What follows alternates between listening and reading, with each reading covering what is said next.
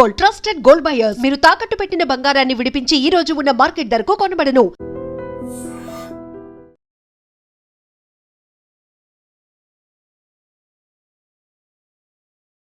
Hi నమస్తే, welcome to iDream media. నేను మీ రొద్దం శ్రీనివాస్.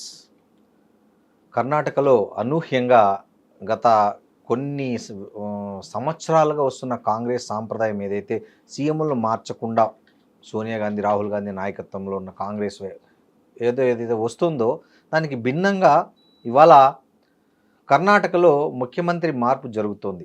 సిద్ధరామయ్యను ముఖ్యమంత్రి స్థానం నుంచి తొలగించి అదే స్థానంలో శివకుమార్ని అక్కడ ఏర్పాటు చేసే ప్రయత్నాలు జరుగుతున్నాయి. ఇది ఒక కొత్త సాంప్రదాయం కాంగ్రెస్లో, ఇన్ని రోజులు లేదు. మరి పాత కాంగ్రెస్లో ఉన్న ఈ సీఎంల మార్పు సాంప్రదాయం ఇప్పుడు ఎందుకు వచ్చింది?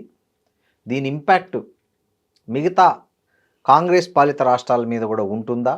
ఉంటే తెలంగాణకు కూడా వర్తిస్తుందా? అదేవిధంగా ఏదైతే ఇల్లు అలగ్గానే పండగ కాదన్న సామెతలాగా తయారైంది తమిళనాడులో విజయ్ పరిస్థితి. అక్కడ కూడా ఆయనకు మద్దతు ఇచ్చిన ఎమ్మెల్యేలు కొంతమంది మళ్ళీ తిరిగి వాళ్ళ పార్టీలోకి వెళ్ళిపోవడం, నలుగురు మాత్రమే రాజీనామాలు చేయడం, ఇట్లాంటి అన్నిటి మీద మాట్లాడడానికి మనతో జియో పొలిటికల్ అనలిస్ట్, అదేవిధంగా సోషల్ యాక్టివిస్టు మందాడి కృష్ణారెడ్డి గారు ఉన్నారు. నమస్తే కృష్ణారెడ్డి గారు. నమస్కారం అండి. కృష్ణారెడ్డి గారు, మీరు చాలా సీనియర్, చూసి ఉంటారు ఇందిరాగాంధీ టైం నుంచి కాంగ్రెస్ రాజకీయాలు. అప్పట్లో ఒకటో కృష్ణుడు, రెండో కృష్ణుడు, మూడో కృష్ణుడు అనేవాళ్ళు కాంగ్రెస్ పాలిత రాష్ట్రాల్లో సీఎంలను. అంటే 5 ఏళ్ల పదవీ కాలంలో 2, 3, 4 మారిన సందర్భాలు కూడా మీరు చూశారు. 5 మారిన సందర్భాలు కూడా చూశారు. బట్ సోనియా గాంధీ గారి నాయకత్వంలో, ముఖ్యంగా రాహుల్ గాంధీ గారు వచ్చిన తర్వాత సీరియస్ పాలిటిక్స్లోకి ఆ సాంప్రదాయం పక్కన పెట్టినట్లు కనిపించింది ఇన్ని రోజులు. అంటే అట్లాంటి ప్రయోగాలు మళ్ళీ చేయలేదు. ఎక్సెప్ట్ మన ఏమంటారు, ఆంధ్ర తెలంగాణ విభజన సమయంలో అనివార్య పరిస్థితుల వల్ల జరిగిన కొన్ని మార్పులు తప్ప, ఆ రోషయ్య గారిని తీసేసి కిరణ్ కుమార్ రెడ్డిని, రాజశేఖర రెడ్డి మరణానంతరం జరిగిన పరిణామాలు తప్ప మిగతా ఎక్కడ కూడా ఇట్లాంటి ప్రయోగం చేయలేదు మళ్ళీ. వేరాజ్ ఇప్పుడు కర్ణాటకలో ఇవాళ సిద్ధరామయ్యను తీసేసి డీకే శివకుమార్ని ముఖ్యమంత్రిగా నియమిస్తుండడం అనేది ఎలా అర్థం చేసుకోవాలి? మళ్ళీ పాత కాంగ్రెస్ విధానాల్లోకి వెళ్తోందనే, లేకపోతే దీన్ని ఎట్లా మీరు అనలైజ్ చేస్తారు? కాంగ్రెస్ సుదీర్ఘమైనటువంటి స్వాతంత్రం వచ్చినప్పటి నుంచి ఇప్పటిదాకా ఉండేటువంటి కొత్త చరిత్రను పరిశీలిస్తే సుమారు 50 నుంచి 60 సంవత్సరాల పాటు ఈ దేశాన్ని మొత్తం పరిపాలించినటువంటి ఎక్కువ భాగం వాళ్ళే పరిపాలించారు. ఇందిరాగాంధీ వరకు పరిస్థితులు చాలా భిన్నంగా ఉండేవి. ఇందిరాగాంధీ గురించి ఒక చెప్పే నానుడు ఏమిటంటే, ఇంటి దగ్గర తీసుకున్న నిర్ణయాలు పార్లమెంటుకు వచ్చే లోపల మారిపోయేవని. అంటే ఎవరెవరు మినిస్టర్లో ఉంటారో మినిస్టర్స్ అంతా డిసైడ్ అయిపోయి మీరు మినిస్టర్స్ అని చెప్పిన తర్వాత కూడా పార్లమెంట్కి వచ్చే లోపల అందరూ సగం మంది మారిపోయి కొత్త వాళ్ళు వచ్చినటువంటి సందర్భాలు కూడా ఉన్నవని ఒక నానుడిగా చెప్పుకునేవాళ్ళు. అంటే ఏ క్షణంలో ఏ నిర్ణయం తీసుకుంటుందో ఎవరికి తెలియని పరిస్థితి, తను ఎవరిని లెక్క చేసేది కాదో ఆ స్థితి ఉండేది. తర్వాత సోనియా గాంధీ, అంటే రాజీవ్ గాంధీ చనిపోయిన తర్వాత సోనియా గాంధీ ప్రైమ్ మినిస్టర్ కాకపోయినప్పటికీ మన్మోహన్ సింగ్ గారిని ప్రైమ్ మినిస్టర్గా పెట్టి వెనక ఉండి తను మొత్తం నడిపించిన పరిస్థితి అనేది కూడా మనకు తెలుసు. కొంత మార్పు వచ్చింది. ఎక్కువగా ముఖ్యమంత్రులు మార్చేటువంటి సిస్టమ్ అవన్నీ కూడా తగ్గించేశారు. అయితే మెల్లమెల్లగా కాంగ్రెస్ తగ్గిపోవడం, కాంగ్రెస్ పాలిత రాష్ట్రాలే చాలా తగ్గిపోయేటువంటి పరిస్థితి ఏర్పడింది. ఇప్పుడున్నవంటే మనకు దక్షిణ భారతదేశం లోపల ఈ 3 రాష్ట్రాలు ప్లస్ హిమాచల్ ప్రదేశ్ ఒకటి మాత్రమే ఇప్పుడు ప్రెసిడెంట్గా ఉన్నాయి. అయితే ఒక కొత్త ట్రెండ్కు మాత్రం ముఖ్యంగా రాహుల్ గాంధీ బాగా యాక్టివ్ అయిన తర్వాత ప్రజాభిప్రాయానికి విలువ ఇచ్చేటువంటి పరిస్థితి కేరళలో మనం చూసాం. అవును, వేణుగోపాల్ గారు ఎంత అత్యంత సన్నిహితులు, చాలా పోటీ పడ్డారు. అవును, వేణుగోపాల్ గారిని కాదని ఇంకొకరికి ఇచ్చేటువంటి పరిస్థితి లేదు. ఎందుకంటే యాక్చువల్గా నడిపిస్తున్న మొత్తం టోటల్గా కేంద్ర ప్రభుత్వంలో ఎవరు ఎప్పుడు మాట్లాడాలి, ఏం చేయాలి, ప్రతి విషయాన్ని డెసిషన్ తీసుకునేటువంటి అక్కడ వేణుగోపాలే. అంటే వేణుగోపాల్ మీద మొత్తం సోనియా గాంధీ కుటుంబం అంతా ఆధారపడి ఉన్నటువంటి పరిస్థితి. అలాంటి పరిస్థితుల్లో వేణుగోపాల్ ఖచ్చితంగా కేరళ ముఖ్యమంత్రి కావాలన్న కోరిక, పట్టుదల విపరీతంగా ఉంటాం. తనకే ఇస్తారని అందరూ కూడా ఖచ్చితంగా నిర్ణయించిన సందర్భంగా కూడా ప్రజలు కోరుకుంటుంది వేణుగోపాల్ని కాదు. అక్కడ దాదాపుగా 5 ఏళ్ల పాటు, 5 నుంచి 10 ఏళ్ల పాటు మొత్తం టోటల్గా అక్కడ కమ్యూనిస్టు పార్టీకి వ్యతిరేకంగా 2 పర్యాలు వచ్చిన వ్యతిరేకంగా పోరాటం చేసి ప్రజల మధ్యలో ఉండి క్యాండిడేట్స్ను గెలిపించుకొని వచ్చినటువంటి సతీషన్ని ఖచ్చితంగా చేయాలనేటువంటి నిర్ణయానికి రావడం కూడా ఒక పెద్ద మామూలు విషయం కాదు. అది కాంగ్రెస్ చరిత్రలోనే ఒక గొప్ప సంఘటన కింద దాన్ని మనం చెప్పుకోవచ్చు. ఇకపోతే ఇక్కడ జరిగింది ఏమిటంటే, కర్ణాటక లోపల డికే శివకుమార్ అనేటువంటి వ్యక్తి ఇవాళ కాదు, దాదాపుగా రెండు పర్యాయాలు సీఎం పోటీ పడ్డారు ఆయన. పోటీ పడ్డాడు. గతంలో కూడా ఎన్నోసార్లు ప్రయత్నం కూడా చేశాడు. అతను విశ్వ maximum ప్రయత్నం డబ్బు చేశాడు. మంచినీళ్ళగా డబ్బు ఖర్చు పెట్టాడు. ప్రయత్నం చేశాడు. క్యాండిడేట్స్ లోపల 50% to 60% క్యాండిడేట్స్కి మొత్తం ఆర్థిక సాయం అంతా అతనే చేసేవాడని అందరికీ తెలిసినటువంటి విషయమే. అవును. కాబట్టి ఎప్పుడు కూడా అతను దాదాపుగా ఒక 50% to 60% పీపుల్ అతనికి సంబంధించిన వాళ్ళు ఉంటారు. వాళ్ళ ద్వారా ఏదైనా ఖచ్చితంగా ముఖ్యమంత్రి కావాలన్న కోరిక అతనికి చాలా బలమైనట్టు కోరిక. దానికోసం ఎన్నో పరిణామాలు ప్రయత్నం చేశాడు.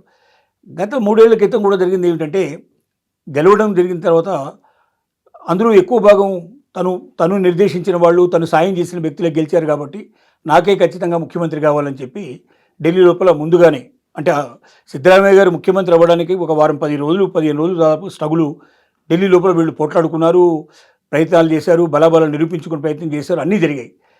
కాకపోతే అప్పుడు జరిగింది ఏమిటంటే, ఒక ఒప్పందానికి కూడా వచ్చారు అనేది ఒక నిర్ధారణ జరిగే విషయం. ఆ టైం లోపల ఏంటంటే 2.5 సంవత్సరాల పాటు సిద్ధరామయ్య గారు ముఖ్యమంత్రిగా ఉంటారు, 2.5 సంవత్సరాల పాటు ఈయన ఉంటారు అనే విషయాన్ని, డీకే గారు ఉంటారనేది ఒక నిర్ణయానికి వచ్చినట్టుగా, ఒక ఒప్పందానికి వచ్చినట్టుగా. ఆ ఒప్పందం ప్రకారంగా శివకుమార్ కూడా ఏమీ ఒత్తిడి చేయకుండా 2.5 years సైలెంట్గా ఉన్నాడని, 2.5 years తర్వాత 6 నెలల నుంచి ఫ్రీక్వెంట్గా ఢిల్లీకి వెళ్ళడం, ఒత్తిడి తీసుకురావడం, మీరు 2.5 years చెప్పారు, 2.5 years అయిపోయింది, మరి నాకు ఖచ్చితంగా ఇవ్వాలని చెప్పి కూర్చోవడం. ఇప్పుడు 3 సంవత్సరాలు పూర్తి అయిపోయింది, ఇంకా ఉన్నది 2 సంవత్సరాలు ఉన్నది. కాబట్టి ఈసారి మాత్రం ఎట్టి పరిస్థితుల్లో వదిలిపెట్టేది లేదు, మీరు చేస్తారా లేదా, లేకపోయినట్టయితే నేను ఎదురు తిరుగుతాను, నేను వేరు కాపురం పెడతాను, నేను సపరేట్గా కూడా నా క్యాండిడేట్స్ని బయటకు తీసుకెళ్ళి నేను బీజేపీ సపోర్ట్ చేస్తాను దాకా కూడా బెదిరింపులకు కూడా పాల్పడ్డట్టుగా కూడా మనకు తెలిసింది సంగతి. ఎందుకంటే ఇక అతను ఓపిక నశించింది. నెక్స్ట్ కాంగ్రెస్ వస్తుందో లేదో నమ్మకం లేదు. కాంగ్రెస్ రాకపోతే పరిస్థితి ఏమిటి? 2 సంవత్సరాలన్న కనీసం ముఖ్యమంత్రిగా తన జీవితంలో కోరిక, కళ, ఆ కళ నెరవేర్చుకునే ఒక అవకాశం వచ్చింది కాబట్టి అతను ఖచ్చితంగా నిర్ణయించుకున్నాడు. ఇప్పుడు ఇక ఆలోచనలు పడ్డారు. ఎందుకంటే మొత్తం టోటల్ నాశనం చేసుకునేదానికన్నా ఏదో రకంగా బయటపడడం బెటర్ అని. సిద్ధరామయ్య గారు కూడా ఆయన చాలా గట్టిగా నిలబడ్డాడు, నేను ఎట్టి పరిస్థితుల్లో తప్పుకోను అనేటువంటి విషయంలో వాదనలోనే ఉన్నాడు. చివరికి అతన్ని సెంట్రల్కి తీసుకెళ్లాలని రాజ్యసభ మెంబర్గా చేసి అక్కడ మినిస్టర్ అంటే ఇచ్చేందుకు వీళ్ళకి అవకాశం లేదు, కానీ ఓబీసీ కేటగిరీకి మొత్తం టోటల్గా నేషనల్ లెవెల్లో అతని చైర్మన్ చేసి అతని దాని కింద మార్పులు చేర్పులు చేయడానికి అతనికి ఒక ఇండిపెండెంట్ శాఖ అప్పచెప్పాలన్న కోరిక వాళ్ళకు ఉన్నట్టుగా చెప్పారు. అయితే దానికి మాత్రం సిద్ధరామయ్య ఇంతవరకు అంగీకరించినట్టుగా ఎక్కడ ఇన్ఫర్మేషన్ లేదు.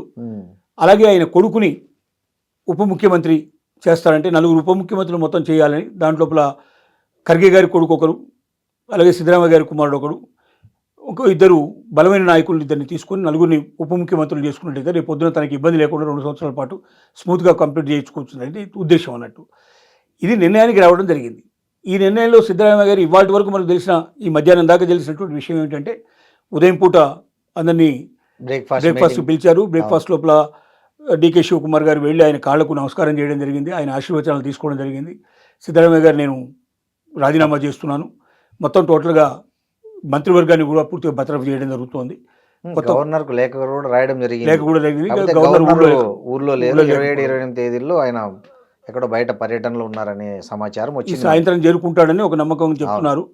ఆదివారంలో ఈయన శివకుమార్ గారు ముఖ్యమంత్రిగా ప్రమాణ స్వీకారం కూడా చేస్తారంటున్నారు.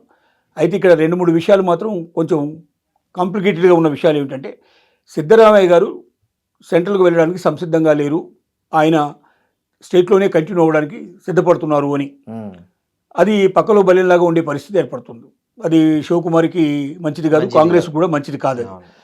రెండోది ఏంటంటే, మిగిలిన ఏ విషయాలు కూడా పూర్తిగా సెంట్రల్ గవర్నమెంట్ చెప్పిన ఒకే ఒక విషయాన్ని నేను రిజైన్ చేయమని చెప్పారు, నాకు ఎప్పుడైతే అధిష్టానం చెప్పిందో నేను ఖచ్చితంగా చేయాలని చెప్పి నిర్ణయానికి వచ్చారు, రిజైన్ చేస్తున్నట్టుగా ఇవాళ ప్రకటించడం జరిగింది. డీకే శివకుమార్కి నేను ఆ ఫ్రీడమ్ ఇచ్చేస్తాను, ఆయన ప్రకారంగా వెళ్ళిపోతానని చెప్పారు. బట్ అధిష్టానం కోరినట్టుగా సెంట్రల్కు వెళ్ళిపోయి అక్కడ బిజీ అయిపోయి తన జీవితం తను ఇండిపెండెంట్గా గడుపుకునేట్టు పరిస్థితి ఏర్పడితే తప్ప కాంగ్రెస్ను పూర్తిగా సమూలంగా నాశనం చేయడానికి స్టెప్ వేశారేమో అనిపించేటువంటి పరిస్థితి ఏర్పడుతుంది. ఎందుకంటే సిద్ధరామయ్యను కోరుకునే వ్యక్తులు ఖచ్చితంగా 40 to 50% పీపుల్ ఆయన కూడా ఉన్నారు దాంట్లోపల. ఇప్పుడున్నటువంటి మినిస్టర్స్ ఎంతవరకు కోఆపరేట్ చేస్తారో కూడా తెలియని పరిస్థితి ఉంది. 20 మంది మినిస్టర్స్ని ఇప్పుడు పాత వాటిలను తీసుకోవాలని కూడా నిర్ణయానికి వచ్చినట్టుగా తెలుస్తుంది.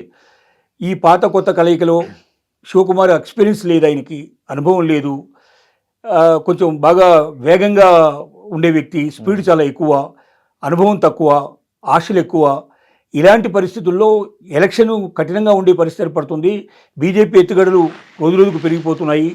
ఒక్కొక్క రాష్ట్రాన్ని ముఖ్యంగా వెస్ట్ బెంగాల్ను బీజేపీ ఆక్యుపై చేసిన తర్వాత ఏ రాష్ట్రాన్ని అయినా ఖచ్చితంగా తిరిగి పొందుతుందేమో, లేకపోతే ఖచ్చితంగా ఆ రాష్ట్రాన్ని చేజిక్కించుకుంటుందేమో అనేది భయం అనేది ప్రతి ఒక్కరికి కలిగింది. అదిగాక కర్ణాటకలో కుమ్ములాటలు విపరీతంగా ఉన్నాయి. వీళ్ళకు పడని ఉన్నాయి. వీళ్ళ మీద చాలా అభియోగాలు కూడా విపరీతంగా ఉన్నాయి. ఈ పరిస్థితుల్లో ఇలాంటి సిచ్యువేషన్స్లో డీకే శివకుమార్ అసలు ముఖ్యమంత్రి అవుతాడా? నెంబర్ 1 ప్రశ్న. ముఖ్యమంత్రి అయిన తర్వాత 2 సంవత్సరాల పాటు కంటిన్యూ కాగలుగుతాడా? సిద్ధరామయ్య గారు ఎంతవరకు కోఆపరేట్ చేయగలుగుతారు? సిద్ధరామయ్య వర్గం ఎంతవరకు కోఆపరేట్ చేస్తుంది? ఇలాంటి ప్రశ్నలు, వందల ప్రశ్నలు ఇక్కడ ఉదయిస్తున్నాయి. ఏది ఏమైనప్పటికీ సార్ కృష్ణారెడ్డి గారు, ఇప్పుడు తెలంగాణలో కూడా చాలామంది పోటీ పడుతున్నారు. రేవంత్ రెడ్డి గారిని పక్కన పెట్టి కట్టర్ కాంగ్రెస్ వాదిని సీఎంగా చేయాలి అనేది ఎప్పటి నుంచో జరుగుతుంది ప్రయత్నం, మీకు తెలుసు, డే 1 నుంచి జరుగుతుంది. సో ఇప్పుడు ఏదైతే కర్ణాటకలో చేసిన ప్రయోగం, ఏదైతే ఒత్తిడికి తలొగ్గి ఇక్కడ కూడా అలాంటి చేంజ్కు అధిష్టానం మొగ్గు చూపే అవకాశం ఉందా? ఎందుకంటే ఏ కాంగ్రెస్ నాయకుడైనా నేనే సీఎం అని ఇప్పటివరకు ప్రకటించుకోలే, ఇంక్లూడింగ్ రాజశేఖర రెడ్డి గారు లాంటి బలమైన కాంగ్రెస్ నాయకుడు పాదయాత్ర చేసి అధికారం వచ్చిన తర్వాత కూడా అధిష్టానం నిర్ణయించిన వాళ్ళే సీఎం అన్నారు తప్ప నేనే సీఎం అనలేదు. అప్పుడు డి శ్రీనివాస్ గారు పిసిసి అధ్యక్షులు ఉన్నప్పుడు. వేరాజ్ రేవంత్ రెడ్డి గారు ఇప్పటికి 3 సార్లు 2034 వరకు నేనే సీఎం అని అంటున్నాడు. అంటే ప్రజలు గెలిపిస్తే నేనే సీఎం అవుతానులే, కాంగ్రెస్ పార్టీ అధిష్టానం నిర్ణయిస్తే నేను సీఎంగా ఉంటా అనట్లేదు, ఆయన నేను సీఎంగా ఉంటా అంటున్నాడు. ఇది ఎవరికి అర్థమైన రీతిలో వాళ్ళు అర్థం చేసుకుంటున్నారు. ఈ పరిస్థితుల్లో అధిష్టానం దీన్ని లక్ష్మణరేఖ దాటినట్లు ఏమైనా ఫీల్ అయ్యే అవకాశం ఉందా? ఏ భరోసాతో ఆయన అలాంటి పబ్లిక్ కామెంట్స్ చేస్తున్నారు నేనే ముఖ్యమంత్రి అని అనే ఒక దాంట్లో ఆలోచనలో మోడీ గారు మొన్న ఆయన్ను సరదాగా ఒక వ్యాఖ్య చేయడం, దాన్ని వేరే అర్థాలు రావడం, ఈ పరిస్థితుల్లో అధిష్టానం కూడా ఏమైనా దీని విషయంలో పునరాలోచించే అవకాశం ఉందా? తెలంగాణ విషయం లోపల అధిష్టానం అలాంటి నిర్ణయం తీసుకోవడానికి ప్రస్తుత పరిస్థితుల్లో అవకాశాలు మాత్రం లేవనేది చాలా స్పష్టంగా కనపడుతుంది మనకు. కారణం ఏంటంటే మొదటి నుంచి కాంగ్రెస్ని నమ్ముకున్నటువంటి వాళ్ళు కొంత కోటరీ మనకు ఉందనే విషయం మనకు తెలుసు. ఫస్ట్ ముఖ్యమంత్రిగా కాకుండా రేవంత్ రెడ్డిని రానివ్వకుండా చేయడానికి మ్యాక్సిమం ప్రయత్నాలు చేశారు. ఒక వారం రోజులు 10 రోజుల పాటు ఢిల్లీలోనే మకాం వేసి ఎవరి శక్తి వంచన లేకుండా వాళ్ళు ప్రయత్నాలు చేశారు. అది నిరంతర ప్రక్రియ, అది ఫలించలేదు. తర్వాత కూడా అనేక రకాల పితృలు రకరకాలుగా తీసుకెళ్ళి చెప్పడం, రాజగోపాల్ రెడ్డి లాంటి వాడు ఎదురుగానే ఎదిరించడం, మాట్లాడడం, రేవంత్ రెడ్డి గారిని విమర్శించడం, ఇట్లాంటివన్నీ సహజంగా జరిగాయి. ఒకటి రేవంత్ రెడ్డి మొట్టమొదటి వేసుకున్నటువంటి ప్రణాళిక ప్రకారం ఒక తెలుగుదేశం ఒక పార్టీ నుంచి బయటకు వచ్చు కొంతమంది ఎమ్మెల్యేలను దాంట్లోంచి పట్టుకొని వచ్చి మొదటి నుంచి 20 ఏళ్ళ నుంచి 30 ఏళ్ళ నుంచి 40 ఏళ్ళ నుంచి నమ్ముకునే ఎవరైతే నాయకులు ఉన్నారో ఆ నాయకులందరినీ కాదని, నేను ఖచ్చితంగా నన్ను మీరు పార్టీకి చీఫ్గా చేసినట్టయితే నేను ఎలక్షన్లో నాకు ఫ్రీడమ్ ఇస్తే కాంగ్రెస్ని గెలిపించుకొని తీసుకొస్తాను అని ఛాలెంజ్ చేసి ఎన్ని సీట్లు వస్తాయో కూడా శుభ్రంగా దాని గురించి మినిమంగా ముందే ఎక్స్ప్లెయిన్ చేసి తన దగ్గర ఉన్న ప్రణాళిక మొత్తం తెలియజేయడం జరిగింది. ఒక్కటే ఉదాహరణ మనకు కనబడుతుంది. రాజకీయాల్లో శక్తియుక్తులు అందరికీ ఉండొచ్చు, కానీ పార్టీ ప్రచారంకి వెళ్ళినప్పుడు మిగిలినటువంటి కోటర్లో ఉండే వ్యక్తులందరూ ఎవడి నియోజకవర్గం వాడు చూసుకోవడానికి సరిపోయింది. సుమారుగా 80 నియోజకవర్గాలు తిరిగి ఆ పార్టీ వ్యక్తుల తరపున ప్రచారం చేసి సుమారుగా 40 నుంచి 50 మంది తన వ్యక్తులు అనుకున్న వాళ్ళు 45 to 50 పీపుల్ ఉండేటట్టుగా తాను చేసుకొని వచ్చి వాళ్ళని గెలిపించుకొని వచ్చి, అందుకే చూడండి కోర్టులో ఉన్న మిగతా వ్యక్తులంతా ఢిల్లీలో కూర్చుంటే ఇతను ఆ వ్యక్తుల దగ్గర ఓన్లీ ఎక్కడైతే వీళ్ళని అందరినీ తీసుకెళ్ళి కూర్చోబెట్టారో ఆ హోటల్లో కూర్చొని వీళ్ళతోటే మాట్లాడుతూ కూర్చున్నారు తప్ప ఒక్కరోజు కూడా ఢిల్లీకి వెళ్ళే ప్రయత్నం చేయలేదు. ముఖ్యమంత్రిగా నేను ప్రకటిస్తాం రండి అని చెప్పి పిలిచిన తర్వాతనే పోయి తను చేశాడు. నేను అనేది లోపాలు చాలా ఉండొచ్చు ప్రతి ఒక్కరి వ్యక్తిలో. ఇవాళంత ఖచ్చితంగా నేనే నెక్స్ట్ ముఖ్యమంత్రిని చెప్పులు చెబుతున్నాడంటే అలాంటి నమ్మకాన్ని, హోపుని ప్రజలకు కలిగించకపోతే ఇప్పుడున్న పరిస్థితుల్లో ఒకవైపున బీజేపీ ఎంత బలంగా ఇక్కడికి నెక్స్ట్ టార్గెట్ తెలంగాణనే అనేది అర్థమయ్యేటట్టుగా అక్కడ వెస్ట్ బెంగాల్ అయిపోయింది. వితిన్ 1 వీక్ లోపలనే ఇక్కడికి వచ్చేసేసి మనకు ప్రధానమంత్రి ప్రసంగించడం జరిగింది. అవును. అంటే నెక్స్ట్ టార్గెట్ తెలంగాణ అని చెప్పడం జరిగింది. అంటే బీజేపీ నుంచి బలమైనటువంటి పరిస్థితులు ఏర్పడతాయని తెలుసు. బీఆర్ఎస్ కూడా బలంగా తయారు కావడానికి ప్రయత్నాలు జరుగుతున్నాయి.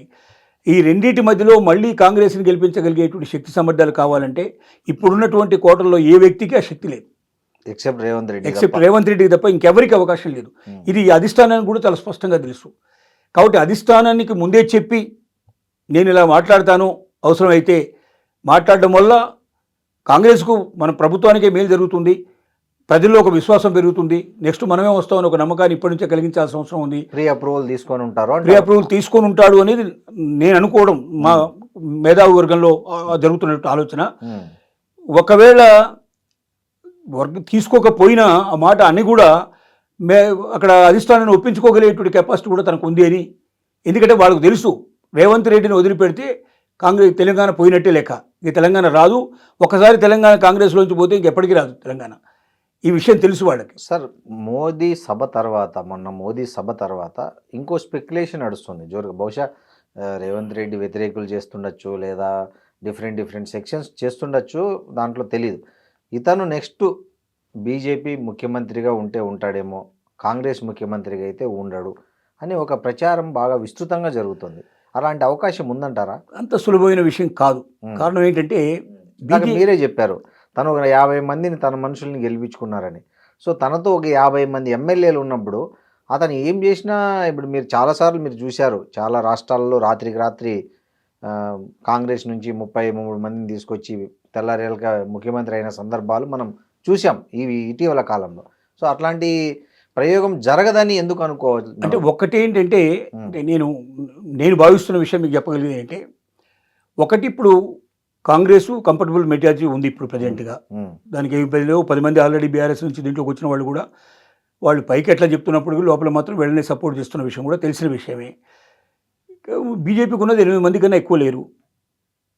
కాబట్టి ఇప్పుడు ప్రజెంట్ కాదు, నెక్స్ట్ జరగడం లోపల ఏంటంటే, ఒకవేళ కాంగ్రెస్ ఇతని మీద ఏదైనా ఒత్తిడి తెచ్చి నెక్స్ట్ ఇతను ముఖ్యమంత్రి కాడు అనేటువంటి భావన ఏదైనా ఉంటే, నేను ఎంత కష్టపడ్డా, నేనేం తీసుకొచ్చినా చివరికి నన్ను కాకుండా ఇంకెవరైనా చేసే పరిస్థితులు ఉన్నాయని అతను నమ్మినట్టయితే మాత్రం ఖచ్చితంగా అలాంటి పని చేయడానికి ఆస్కారం ఉంది. కానీ as long as Congress support 100% ఉండి నువ్వే నెక్స్ట్ ముఖ్యమంత్రి అని చెప్పి అష్యూరెన్స్ ఇస్తే మాత్రం అతను దీంట్లోంచి పోవడానికి ఎక్కువ ప్రయత్నం చేయడు. ఎందుకంటే బీజేపీ అనేది ఏ క్షణంలో వాళ్ళ ఆలోచన మార్పు తెలియదు. బీజేపీ ఇప్పుడు కాంగ్రెస్లో ఉన్నంత ఫ్రీడము బీజేపీలో ఉండదు. అవును. అక్కడ కలవాలంటే కూడా పర్సనల్ కలవాలంటే ఎప్పుడు పడితే అప్పుడు పోయి కలవడానికి అవకాశం ఉండదు. ముందుగానే పర్మిషన్ తీసుకొని పోయి కలవాల్సింది తప్ప అనుకూలంగా ఉండదు. బీజేపీ లోపల సిద్ధాంతాలు వేరు, అక్కడ ఉన్న ఆర్ఎస్ఎస్ ప్రభావం చాలా ఎక్కువ ఉంటుంది. ఏ ఒక్కదానికి కూడా కాదనడానికి వీలుపడదు. అంటే కాంగ్రెస్లో తను ఎదిగొచ్చిన విధానాన్ని బీజేపీలో అమలు చేయడం చాలా కష్టం. వాళ్ళు ఒక మాట ఇచ్చినా మాట మీద 100% నిలబడతారని చెప్పడం కూడా చాలా కష్టం. అవన్నీ తెలిసిన విషయమే. కాబట్టి బీజేపీని అంత తొందరగా నమ్మి పోయి కౌగులించుకొని వస్తున్నారు. కాకపోతే మన ప్రధానమంత్రి గారు అన్న మాటని దాని అవసరమైతే ప్రచారంలో వచ్చేటట్టుగా చేయడానికి కూడా రేవంత్ రెడ్డి గారు ప్రయత్నం చేసే అవకాశాలు ఉన్నాయి.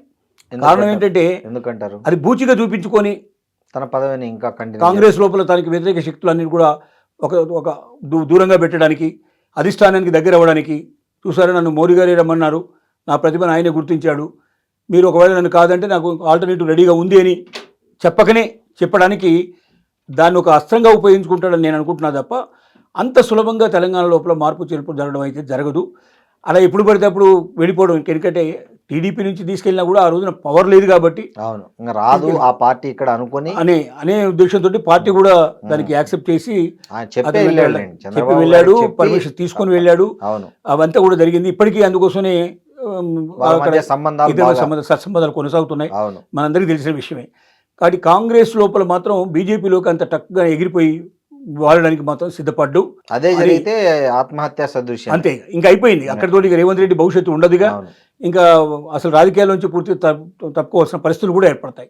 ఆ విషయాలు తెలియనివాడు కాదు, చాలా స్పష్టంగా తెలిసిన వ్యక్తే, చాలా చదివినవాడు, వయసు చిన్నదైనప్పటికీ అనుభవం మాత్రం చాలా ఎక్కువ వచ్చింది.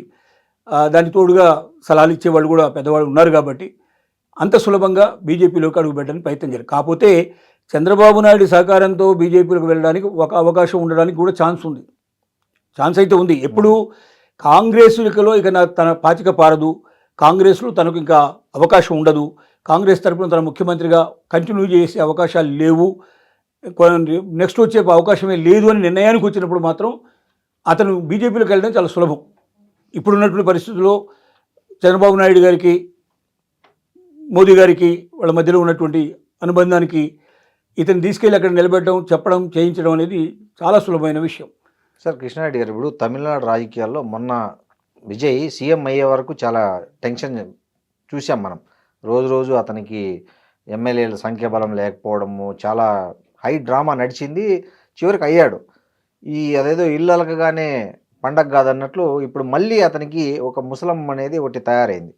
సో ఏదైతే ఆ పార్టీ మద్దతు నుంచి వచ్చిన ఎమ్మెల్యేల్లో కొంతమంది మళ్ళీ రాజీనామా చేయకుండా కేవలం ఆ పార్టీలోనే కంటిన్యూ కావడం, ఇవన్నీ అతను 5 ఏళ్ళు ముఖ్యమంత్రిగా ఉంటాడా అనే అనుమానాలను మరింత పెంచే విధంగా తమిళనాడు రాజకీయాలు జరుగుతున్నాయి. సో మీరు దాన్ని ఎట్లా చూస్తారు? అసలు ఉందా పరిస్థితి? రాణిస్తాడా? 5 ఏళ్ళు కనీసం పదవిలో విజయ్ ఉండే పరిస్థితి తమిళనాడులో ఉంటుందా? ఇప్పుడున్న పరిస్థితులను బట్టి మాత్రం, అంటే మారుతున్న పరిస్థితులను బట్టి, ఇవాళ ముఖ్యంగా నిన్న ఇవాళ జరిగినట్టు పరిస్థితులను బట్టి సందేహాస్పదంగా ఉన్న పరిస్థితులు మాత్రం ఉన్నాయని చెప్పక తప్పదు. దినదిన గండం 100 ఏళ్ల ఆయుష్ లాగానే కంటిన్యూ అవ్వాల్సిన పరిస్థితి ఏర్పడుతుంది. ఎందుకంటే ఇప్పుడు ఎవరైతే పార్టీలు ఏఐడిఎంకేకి సంబంధించిన సభ్యులు కాకుండా మిగిలిన వాళ్ళ మీద ఆధారపడే అతను ఇచ్చిన లెటర్ ప్రకారంగా లెఫ్ట్ పార్టీలు కానీ, సివికే పార్టీ కానీ, ఇక మిగతా ఏవైతే ఉన్నాయో ఇవన్నీ కూడా డిఎంకే చేతిలో ఆటబొమ్మలు. డిఎంకేనే వీళ్ళని పంపించడం జరిగింది. ఎందుకంటే ఇది లేకపోతే ఏఐడిఎంకే ఏదైనా ఎత్తుగడ వేసేసి వస్తుందేమో అనే ఉద్దేశంతో బీజేపీ సపోర్టు కాబట్టి బీజేపీని దూరం పెట్టడం కోసం చెప్పి డిఎంకే ప్రస్తుతానికి ఒక ఆట ఆడింది. ఆ గేమ్లో భాగంగానే తీసుకొచ్చారు. అయితే కాంగ్రెస్లోంచి 5 వ్యక్తులు పోవడం ఏదైతే ఉందో అది డిఎంకే ఊహించిన విషయం కాదు.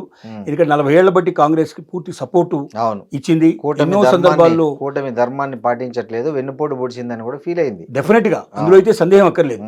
కాకపోతే రాహుల్ గాంధీ ఆ నిర్ణయం తీసుకోవడానికి కారణం ఏంటంటే ముందే ప్రయత్నం చేశాడు. డిఎంకే అంటే ప్రీ అలవెన్స్ కోసమే ట్రై చేశాడు. ఎట్లాగైనా దొరికితే విజయ్తో కలిసి ముందుకెళ్లాలని ప్రయత్నం చేశాడు. కారణం డిఎంకే ఎట్టి పరిస్థితుల లోపల మంత్రివర్గంలో చేర్చుకోవడానికి ప్రయత్నం చేయడం లేదు. అవును, అసలు తమిళనాడు లోపల ఇంపార్టెన్స్ ఇవ్వడం లేదు. సీట్లు అడిగితే కూడా మ్యాక్సిమంలో చాలా తక్కువ సీట్లు ఇవ్వడం, లెక్క చేయని పరిస్థితి లోపల కంటిన్యూ అవుతుంది. ప్రియారిటీ లేదు అని. అది నేషనల్ లెవెల్లో ఉన్న పార్టీకి ఆ మాత్రం విలువ ఇవ్వకుండా ఉండేటువంటి దాంట్లో ఎంతకాలం మనం కంటిన్యూ అవుతాం, దానికన్నా మనం దీనిలో వచ్చి తప్పుకోవడం మంచిదని చెప్పి ఇక్కడ లోకల్గా ఉన్నటువంటి కాంగ్రెస్ ఆయన మీద బాగా ఒత్తిడి చేయడం జరిగింది. ఆ ఒత్తిడి ఫలితంగా అతను రాత్రి నిర్ణయం తీసుకొని 5తో బయటికి వెళ్ళడం జరిగింది. ఇప్పుడు 5తో కలుపుకుంటే అతను ఎంతవరకు కంటిన్యూ చేయగలుగుతాడు? ఇప్పుడు 4 రాజీనామా చేశారు. ఈ 4 రాజీనామాలు ఆమోదించారని అనుకుందాం మనం. ఓకే, 4 రాజీనామాలు మనం ఆమోదించారని అనుకుందాం కాసేపు. 4 ఇప్పుడు 4 రాజీనామాలు ఆమోదించినట్టయితే తను ఒకటి ఎట్లాగూ రిజైన్ చేయడం జరిగింది. తిరుచి లోపల అక్కడ సీట్లు వదులుకున్నాడు కాబట్టి 5 సీట్లకు రేపు 5కు 5 వీళ్ళకి వచ్చాయని మనం నిర్ధారణ చేసుకున్నా కూడా 5, 10 మొత్తం కాంగ్రెస్ 5 ఉంది, ఇంకొక 5, ఈ 10 మాత్రం గ్యారెంటీగా ఉంటాయి. ఈ 10కి తోడుగా 107 అయితే ఉందో 107 ప్లస్ 10 117 అంటే బొటాబొటిగా 118 కావాలి యాక్చువల్గా. ఒకళ్ళిద్దరు ఏదో చిన్న పార్టీలు ఎవరో ఇచ్చారు కాబట్టి 1 2 నడుస్తుంది. ఇది ప్రతిరోజు మన సదృశ్యమే.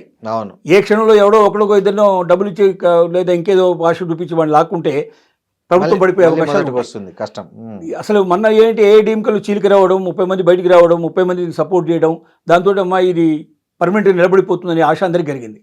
నిన్న మొన్న జరిగినట్టు దాంట్లో మళ్ళీ తిరిగి వాళ్ళు ఏఎండికి సపోర్ట్ చేసేసి వాళ్ళు పూర్తిగా దాంట్లో జాయిన్ అయిపోయినారు. ఇప్పుడు ఈ 4 కూడా రాజీనామాలు మేము చేసింది వెనక్కి తీసుకుంటామని ముందుకు వచ్చే అవకాశం ఉందా, లేకపోతే ఈ లోపల ఆమోదించేసేసి ఆమోదం అయిపోయింది కాబట్టి మీరు రిజైన్ చేసినట్టే లెక్క అని చెప్పి చెప్తాడా? ఇవన్నీ కూడా సందేహాస్పదమైన విషయాలు. అక్కడ గవర్నర్ కూడా అంటే పూర్తి వ్యతిరేకమైన వ్యక్తి, అటు వెస్ట్ బెంగాల్ నుంచి వచ్చిన వాడు, అంతకుముందు ఎన్ని చేయాలో చేశాడు. గవర్నర్ మీద విపరీతమైనటువంటి ఎలర్జీ ఉన్నటువంటి పరిస్థితి సిచ్యువేషన్ ఉంది. అతను 100% కోఆపరేట్ చేయడం. కాకపోతే మోదీకున్న ఒక ఆశ ఏమిటంటే విజయం తన వైపు తిప్పుకోవచ్చు అనేటువంటి ఒక ఆశ కూడా ఉంది మోదీకి. ఒకవేళ ఏ పరిస్థితి కలగకపోతే ఇక్కడ ఇది కంటిన్యూ అయ్యే అవకాశాలు లేవనుకున్న రోజున ఏఐడిఎంకేతో పొత్తు పెట్టుకొని ఏఎన్బికే మెంబర్స్ని అంటే ఇద్దరు కలిసి కోఆర్డినేట్గా కోయిలేషన్ గవర్నమెంట్ నడపడానికి ఏదైనా ప్రయత్నం చేస్తే తప్ప ఇప్పుడున్న యాజ్ ఇట్ ఈజ్ పొజిషన్ లోపల విజయ్ దీన్ని సస్టైన్ చేయడం చాలా కష్టంతో కూడుకున్న పని. కాబట్టి ప్రజల సింపతి పొందడానికి అతను వేసే ప్రతి ఏది ఇప్పటిదాకా తీసుకున్న నిర్ణయాలు ఏవైతున్నాయో ప్రతి ఒక్క నిర్ణయం కూడా ప్రజల చేత అప్రిషియేట్ చేయగలిగేటువంటి నిర్ణయాలు తీసుకున్నాడు. చాలా డేరింగ్ స్టెప్స్ తీసుకున్నాడు. ముఖ్యంగా అతను లంచం విషయం లోపల అతను తీసుకున్న నిర్ణయం ఏదైతుందో 1000 రూపాయల లంచం ఎవరైనా 1000 రూపాయలు పైబడిన లంచం ఎవ్వరు రుజువుతో సహా మీరు మాకు ఇన్ఫర్మేషన్ ఇవ్వగలిగితే 1,00,000 రూపాయలు మీకు ఇస్తానని చెప్పాడు. దీంతో అసలు లంచం అడగడానికి భయపడేటువంటి పరిస్థితి వాళ్ళ క్రియేట్ అయ్యింది. ఈ రకమైన స్టెప్ ఇంతవరకు ఇండియాలో ఎవరు కూడా తీసుకోలేదు. అలాగే అన్నా క్యాంటీన్లు ఏదో అమ్మ క్యాంటీన్లు ఏవైతే ఉన్నాయో అమ్మ క్యాంటీన్లు మొదటి నుంచి జయలలిత నడపడం జరిగింది. డిఎంకే వచ్చిన తర్వాత కూడా పేరేం తీయకుండా కంటిన్యూ చేశారు. కానీ దాని లోపల ఆ పాతకాలం ఫర్నిచరు పాతకాలం ఐటమ్స్ ఏవైతే ఉన్నాయో దాన్నే కంటిన్యూ చేయడం జరిగింది. కనీసం రంగులు వేయడం కూడా జరగలేదు దానికి. ఇతను ఇప్పుడు నిర్ణయం తీసుకున్నది ఏంటంటే మొత్తం ఫర్నిచర్ అంతా మార్చేయండి, మొత్తం టోటల్గా కిచెన్ ఎక్విప్మెంట్ అంతా మార్చేసేయండి, రంగులు వేసేసేయండి, దానిలో మనకు మన పార్టీకి సంబంధించిన గుర్తులు కానీ ఏది లేకుండా మీరు జాగ్రత్త పడండి. యాజ్ ఈజ్గా ఆవిడ జయలలిత ఏ రకమైనటువంటి పద్ధతిలో పెట్టిందో దాన్ని అట్లాగే కంటిన్యూ చేయండి, మనకు అభ్యంతరం లేదు. ప్రజలకు మాత్రం ఐటమ్స్ పెంచండి, ఇంకా ఎక్కువ ఐటమ్స్ దొరికేటట్టు చేయండి, తక్కువ కాస్ట్ లోపల కడుపు నిండేటట్టు చేయండి అని చెప్పి డెసిషన్ తీసుకోవడం జరిగింది. అది ప్రజల చేత అప్రిషియేట్ చేయవలసిన విషయమే. అలాగే అతను ఇంకా కొన్ని ఇప్పుడు మన 3 ఐపీఎస్ ఆఫీసర్లను సస్పెండ్ చేశాడు. 10 ఏళ్ల అమ్మాయి రేపు జరిగినట్టు సందర్భంలో ప్రెస్ కాన్ఫరెన్స్ పెట్టేసి అంత సీరియస్ మ్యాటర్ మాట్లాడాల్సిన పరిస్థితిలో 3 నవ్వుకుంటూ వాళ్ళు జోకులు వేసుకుంటూ ఉంటాం అనేది ప్రెస్ అంతా చూసింది, ప్రపంచం అంతా చూసింది. వెంటనే వాళ్ళని తొలగించడం జరిగింది. ఈ నిర్ణయాలు తీసుకోవడం అనేది అంత సులభమైన విషయం కాదు. 3 ఐఏఎస్ ఆఫీసర్లను ఒకసారి సడన్గా తీసేస్తే మొత్తం ఐఏఎస్ క్యాడర్ అంతా కూడా ఎదురు దిగే ప్రమాదం ఉంది. దానివల్ల టోటల్గా పరిపాలనకే చాలా ఇబ్బందులు వచ్చే అవకాశాలు ఉన్నాయి. ఒక డేర్ స్టెప్ తీసుకుంటే తప్ప సాధ్యం కాదు. ఇప్పటిదాకా అతను తీసుకున్న ప్రతి నిర్ణయం చాలా పర్ఫెక్ట్గా చాలా సిస్టమేటిక్గా ఉంది. ఒక అనుభవజ్ఞుడైన వ్యక్తి తీసినట్టుగా తీసుకోవడం జరుగుతోంది. కానీ ఇక భవిష్యత్తు ఏమిటి అనే విషయం టెస్ట్ చేయాల్సిన పరిస్థితి ఉంది. సార్ కృష్ణారెడ్డి గారు, విజయ్ త్రిష మీద వస్తున్న ఏవైతే రూమర్స్ కావచ్చు, మీమ్స్ కావచ్చు, ఏవైనా కావచ్చు, అవి అతని రాజకీయ భవిష్యత్తుకు ప్లస్ అవుతాయంటారా మైనస్ అవుతాయంటారా?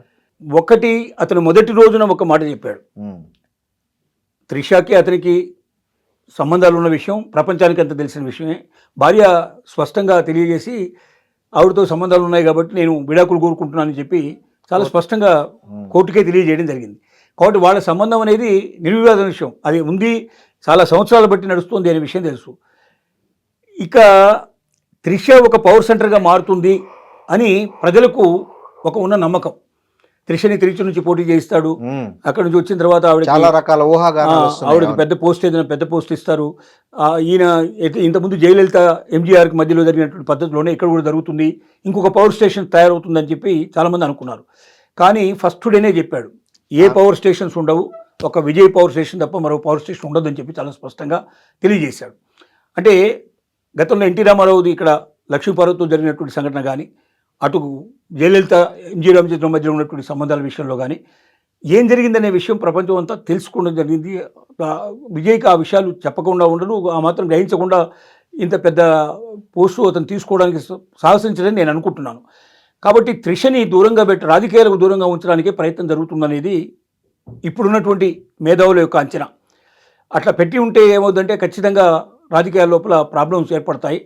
కాబట్టి ఇంకొకటి ఏంటంటే కుటుంబాన్ని కలపడానికి కూడా త్రిష వెళ్ళి భార్యతో మాట్లాడిందని, ఆవిడని తిరిగి రమ్మని, ఈ ఏదైతే ఇప్పుడు వాళ్ళు ఇద్దరి మధ్య రాజీ కుదిర్చడానికి ప్రయత్నం కూడా జరిగిందని యాక్సెప్ట్ చేయడం జరిగిందని, అందుకే పిల్లలు వెనక్కి వచ్చా, అబ్బాయి కూడా వెనక్కి వచ్చాడని, భార్య కూడా వెనక్కి వచ్చేసేసి ఏదైతే ఇప్పుడు అప్లై చేసుకున్నారో ఇద్దరి మధ్య విత్డ్రా చేసుకునేందుకు సిద్ధపడేందుకు కూడా అవకాశం ఏర్పడింది అనేది ఇంకొక వైపు జరుగుతున్న విషయం.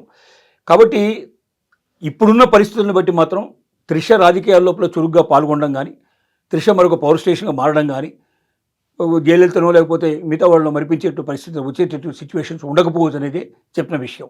కాకపోతే ఇతను ఎలా సస్టైన్ అవుతాడు, ఇతను నెంబర్ గేమ్ని ఎట్లా పెంచుకుంటాడు అనేది మాత్రం ఒక పెద్ద పజిల్తో కూడుకున్న వ్యవహారం ఇది. ఈ పజిల్ లోపల ఏదైనా జరగవచ్చు అని మాత్రం ఖచ్చితంగా చెప్పడానికి మనకు అవకాశం ఉంది. థ్యాంక్ యూ కృష్ణారెడ్డి గారు. Thank you sir. Thank you, చాలా మంచి విషయాలు చెప్పారు. Thank you very much.